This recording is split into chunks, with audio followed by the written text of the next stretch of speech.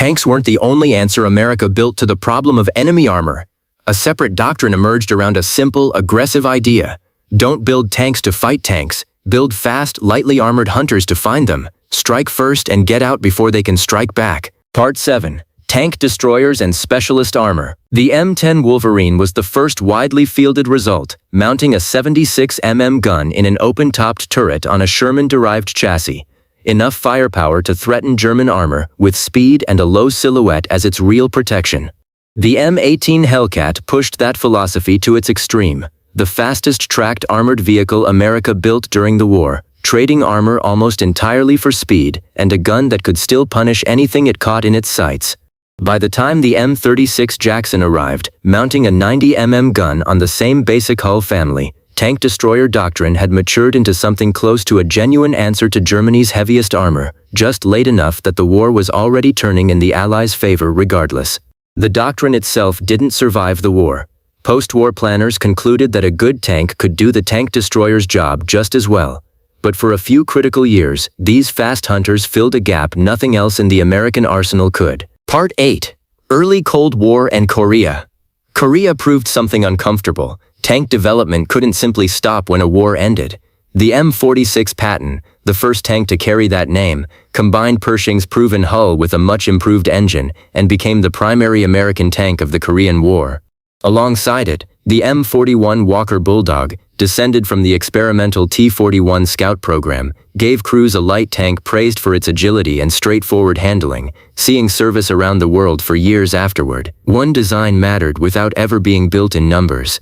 The T-42 medium tank was, by most accounts, an unremarkable hull, but its turret was good enough that engineers simply lifted it wholesale into the tank that came next. Part 9. The Patton Generation.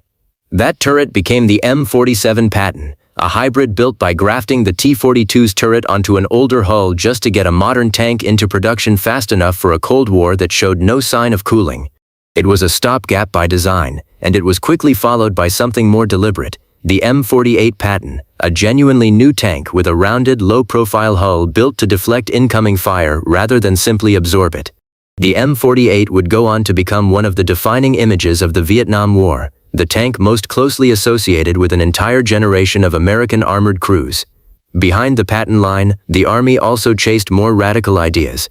A wave of oscillating turret experiments explored a French-influenced concept. Instead of a conventional turret ring, the entire upper turret assembly pivoted vertically around a trunnion, letting a much larger gun sit on a much smaller chassis without added bulk. It produced the medium T-54, the autoloader-equipped T-69, and eventually scaled up into the heavy T-57 and T-58, the latter carrying a staggering 155mm gun. None of it proved reliable enough for service. The concept quietly closed out with the 120mm armed M103, America's last true heavy tank, while the low-profile, air-droppable T-92 light tank and the technology testbed T-95 medium tank explored smoothbore guns and composite armor that wouldn't resurface for another 2 decades. This time, in the Abrams. Part 10. Vietnam and the Late Cold War. The tank that actually carried America through the Vietnam era and much of the Cold War was the M60 Patton. Not a radical leap forward, but a steady, continuously upgraded workhorse that the Army would keep in frontline service for decades. Alongside it, the M551 Sheridan solved a very different problem. How do you give airborne and reconnaissance units real firepower without the weight of a conventional tank? The answer was an aluminum-hulled light tank whose 152mm gun launcher could fire both a conventional round and the MGM-51 Shillelagh, a wire-guided anti-tank missile from the same barrel, clever on paper and famously temperamental in practice. The most ambitious project of the era never reached a single production tank. The MBT-70, a joint program with West Germany, was packed with genuinely futuristic technology and collapsed under its own cost and complexity. A cheaper attempt to salvage the idea, the XM803, fared no better.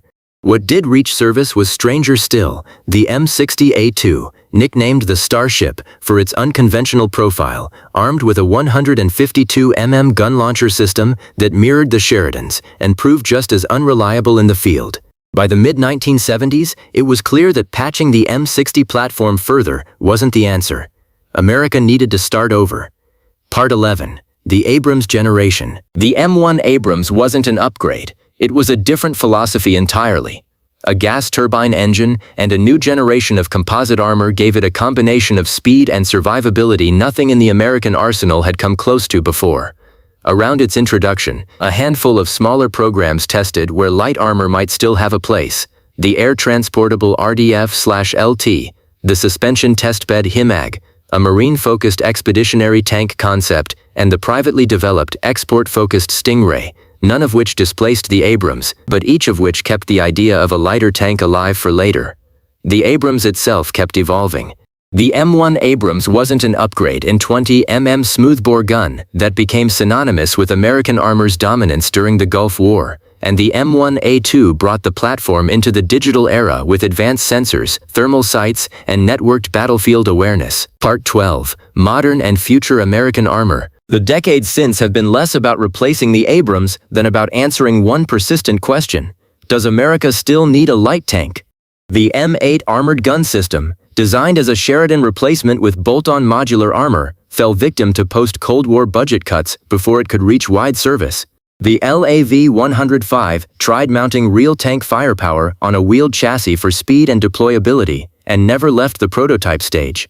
Experimental testbeds like the unmanned turret Abrams TTB and the 140mm gunned M1 CATB pushed the outer limits of what an Abrams-based design could become, largely as technology demonstrators rather than future production tanks. The question was finally answered in the 2020 S.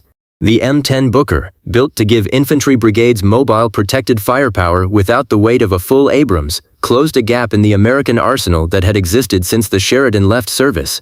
Alongside it, the Griffin II light tank concept and the Abrams X demonstrator, a hybrid electric, lighter, unmanned turret prototype, point toward where the platform goes next. The most direct answer, though, is already underway. The M1E3 Abrams, the next planned evolution of the platform, focused less on adding weight and more on shedding it, while improving survivability against threats the M1's original designers never had to consider, drones and precision-guided munitions among them. The reality, look across all of it. 100 years, dozens of dead-end prototypes, entire programs canceled before a single unit reached a battlefield, and a pattern emerges that has nothing to do with any single tank being the best one built. The Christie suspension that America rejected reshaped Soviet tank design for a generation. The oscillating turrets that never worked reliably still taught engineers what a compact, powerful gun mount could look like. Even the M6 and the T-28, both effectively too heavy to be useful, fed directly into the thinking behind the Pershing and, decades later, the Abrams, and the tanks that actually won wars rarely won them by being the most advanced machine on the field. The Sherman won through sheer buildable numbers. The M48 and M60 won through decades of steady, unglamorous reliability. The tank destroyers won, for a brief window, simply by being faster than what they were hunting. Time and again, the deciding factor in American armor wasn't engineering perfection, it was the ability to build the thing, fix the thing, and keep enough of them running longer than the enemy could.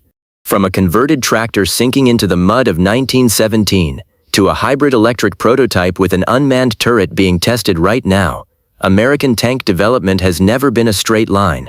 It has been a century of failure feeding success, of canceled prototypes quietly shaping the machine that came after them, and of engineers relearning, war after war, that the tank that matters most isn't always the one that looks the most impressive on paper.